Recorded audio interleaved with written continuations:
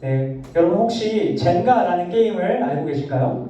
젠가라는 게임 해보신 분이 많이 계실 거라고 생각합니다. 젠가라는 게임은 보드게임의 일종인데 작은 블럭들을 쌓아서 탑을 이루고 그 탑에서 블럭들을 순서대로 하나씩 빼내며 그 탑이 무너지지 않도록 유지하는 게임입니다.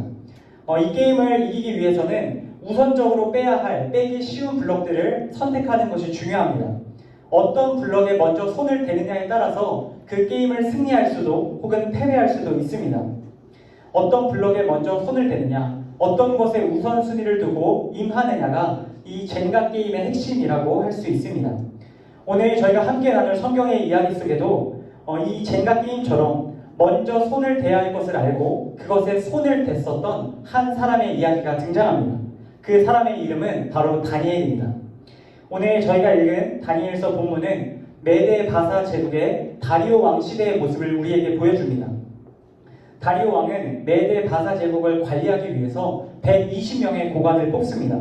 그리고 그 고관을 다스리는 총리 셋을 뽑는데 그 중에 하나가 여러분이 잘 알고 계시는 다니엘이라는 사람입니다. 이 다니엘은 유대인으로서 10대 나이에 바벨론 포로로 끌려왔던 소년입니다.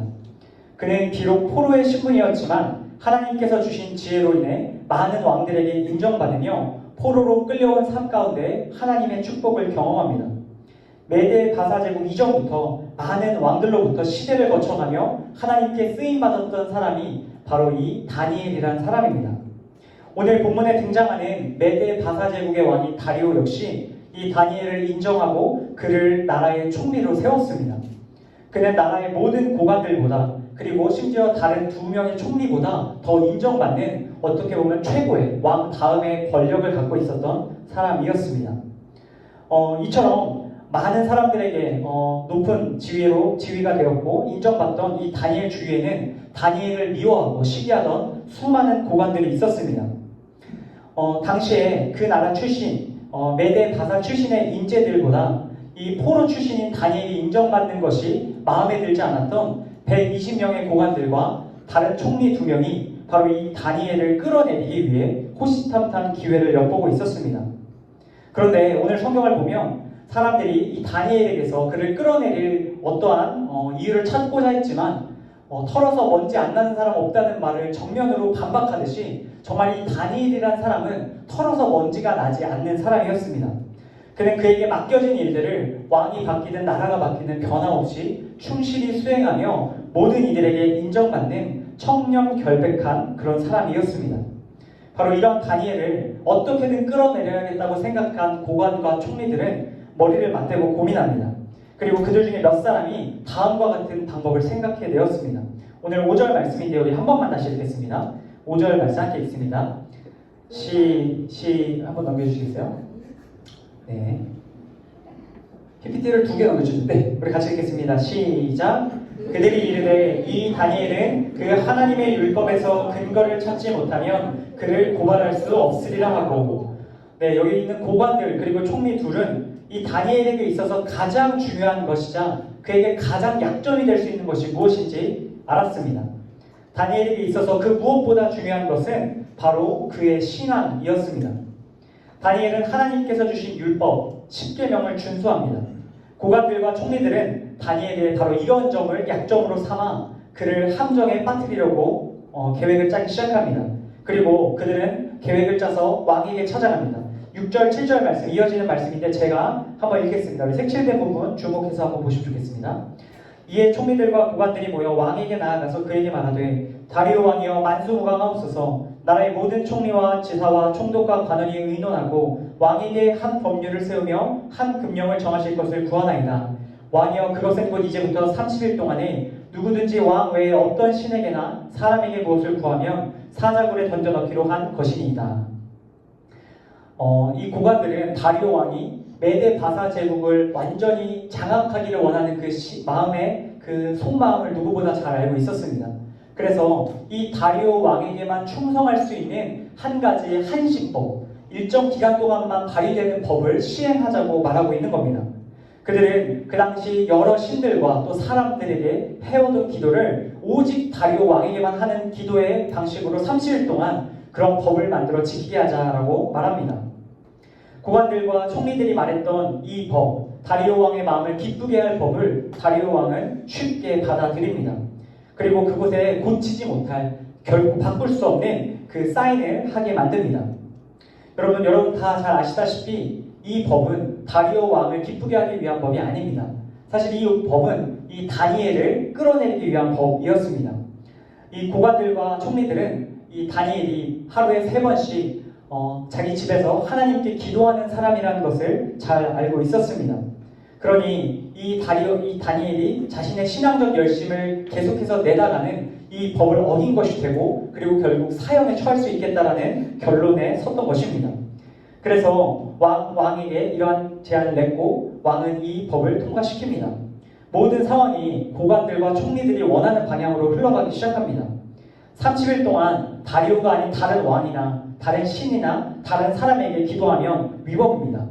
그리고 그것을 발각되면 누구든지 직결 처형을 당하게 되었습니다. 여러분, 평소 다니엘의 모습대로라면 다니엘은 죽을 것이 뻔합니다. 그는 반드시 무슨 일이 있어도 하루에 3번 아침, 점심, 저녁 기도하는 사람이었기 때문입니다. 심지어 성경의 이야기를 살펴보면 다니엘은 심지어 자기 점심시간에 궁궐에서 나와 자기의 집까지 걸어가 자기의 집에서 기도를 하고 돌아왔다라는 것을 알 수 있습니다. 여러분, 다니엘은 이와 같은 법이 시작되었다는 얘기를 듣습니다. 다니엘은 이 이야기를 듣고 충분히 이 법을 피할 수 있는 방법을 생각해낼 수 있었습니다. 딱 30일만 조심하면 되는 겁니다. 30일만 기도를 몰래 하면 되는 겁니다. 아무도 모르게 조용히 소리내지 않고 기도하면 됩니다. 만일 기도하는 것을 걸렸다고 하더라도 그 기도가 다리오 왕을 향했다라고 잠깐 거짓말을 하면 됩니다. 또 다른 방법도 있습니다. 다리오 왕에게 찾아가서 이것이 자기에게 불리한 법이니 자기에게 눈 감아달라고 부탁해볼 수도 있었습니다. 혹은 고관들에게 가서 이 법을 취소하는 것에 대해서 다시 한번 제안해달라고, 자기가 너희들을 잘 섬기겠다고 이렇게 타협을 할 수도 있었습니다. 하나님께 기도하는 그 시간, 교제하는 그 시간, 아주 조금만 타협한다면, 그 시간을 조금만 미룬다면, 30일만 참는다면, 하나님과 아주 잠깐만 소원해질 수 있다면 그는 생명을 지킬 수 있었습니다. 그런데 놀랍게도 오늘 말씀을 보면 다니엘은 그 너무나도 쉽고 간단한 타협을 하지 않습니다. 오늘 보면 마지막 말씀인데요. 우리 10절 말씀 한 번만 더 읽겠습니다. 함께 읽습니다. 시작. 다니엘이 이 조서에 왕의 도장이 찍힌 것을 알고도 자기 집에 돌아가서는 윗방에 올라가 예루살렘으로 향한 창문을 열고 전에 하던 대로 하루 3번씩 무릎을 꿇고 기도하며 그의 하나님께 감사하였더라. 다니엘은 자신을 죽이기 위해 꾸민 법이 왕에 의해 통과되었다는 사실을 알았습니다. 다시 말해 자신이 평소처럼 기도했다가는 반드시 죽게 된다는 것을 알았습니다. 또한 자신의 곁에 수많은 감시자들이 붙었고 그들이 자신을 지켜보고 있다는 사실도 알았습니다. 그런데 다니엘은 아랑곳하지 않습니다. 그는 평소처럼 아침, 점심, 저녁 하루 3번 자신의 윗방으로 올라갑니다. 그리고 그는 그곳에서 창문을 엽니다. 창문 윗방으로 올라간 창문을 열었다라는 것을 보면 2가지를 알 수 있습니다. 첫 번째는 윗방이 그가 기도하는 장소였다는 사실입니다. 다니엘은 다른 곳으로 가지 않았습니다. 타협하지 않고 자신이 지키던 하나님과의 만남의 자리를 지켰습니다. 그리고 그 자리에 가서 창문을 열었습니다. 창문을 열었다는 것은 그의 마음이 하나님께 분명히 서 있다는 것을 의미합니다. 그는 공개적으로 창문을 열고 모든 사람이 볼 수 있는 그곳에서 예루살렘의 성전 터가 남아있는 그곳을 향해 기도하기 시작합니다. 윗방에 올라가 창문을 열고 기도하는 다니엘의 이 모습에는 전혀 타협도 없고 흔들림도 없습니다. 그는 하나님께 기도하는 그 시간, 하나님과 만나는 그 생명보다 중요한 시간을 오늘 지켜내고 있는 겁니다. 다니엘은 10대부터 지금 오늘 본문에 이르는 80대에 이르기까지 날마다 윗방에 올라가 창문을 열었던 사람입니다. 그는 그의 삶의 가장 중요한 것이 무엇인지 알았고 그것에 먼저 손을 댔던 사람입니다. 바로 하나님과의 만남에 먼저 손을 댈 때 하나님이 그의 인생을 지키시고 보호하시고 인도하신다는 것을 그는 굳게 믿고 있었던 것입니다.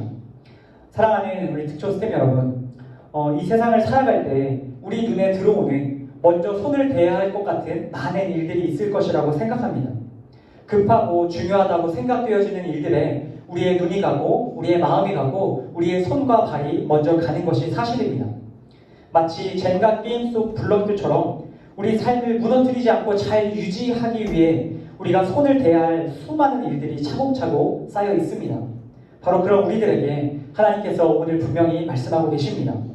우리 삶의 가장 우선순위를 두어야 할 일은 바로 윗방에 올라가 창문을 여는 일이다 말씀합니다. 하나님의 말씀을 읽고 기도하고 하나님과 만나는 그 장소와 시간이 우리에게 가장 중요한 것이며 최우선순위에 있는 것이다 분명히 말씀하시는 줄로 믿습니다. 다니엘은 아무리 바쁜 일정 가운데에서도 하나님과의 만남의 시간을 지킵니다. 아무리 힘들고 억울한 상황 속에서도 하나님과의 만남의 시간을 지킵니다. 다니엘은 그 무엇과도 타협하지 않고 하나님과의 만남의 시간을 지켰습니다. 그리고 바로 그때 우리가 알듯이 하나님께서는 다니엘을 사자굴에서 구하시고 그의 삶을 계속해서 형통케 하십니다. 사랑하는 특조스템 여러분, 하나님께서 오늘 우리에게 이 다니엘과 같은 모습을 요청하고 계십니다. 세상 그 어떤 것보다 윗방에 올라가 창문을 열고 하나님과 만나라 말씀하고 계십니다. 여러분, 여러분의 윗방은 어디십니까?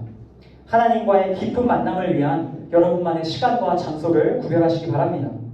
여러분에게 윗방이 준비되셨다면 하루에 3번 여러분들의 창문을 여시기 바랍니다. 여러분의 마음을 여시고 하나님께 여러분의 뜻을 정하시기를 소망합니다. 하나님께 나의 시간과 마음을 드리기로 결단하며 나아갈 때에 하나님께서는 우리의 인생을 다니엘의 인생과 같이 책임져 주실 줄로 믿습니다. 바로 이러한 윗방에 올라간 창문을 여는 귀한 은혜가 저와 여러분의 삶에 넘쳐나기를 간절히 소망합니다. 제가 말씀을 맺으며 한 가지 짧은 글을 읽어드리려고 합니다. 김동길 교수의 수필집에 나오는 짧은 글입니다. 동대문 시장에서 50원짜리 국수를 앞에 놓고 국수가 식는 줄도 모르고 오래 기도하고 있는 소년을 보았습니다. 얼굴은 꾀지지하고 시장에서 막심부름이 나는 초라한 모습이었지만 나는 틀림없이 그 아이는 성공할 것이라는 확신이 들었습니다. 네, 여러분 어떻게 생각하십니까? 여러분 이 아이가 얼마나 배고팠겠습니까? 50원짜리 국수가 자기 앞에 있는 그 국수가 식어가는 줄도 모르고 그런데 이 아이는 기도했답니다. 그 면이 불어 터지는 줄도 모르고 하나님 앞에 감사 기도를 했답니다.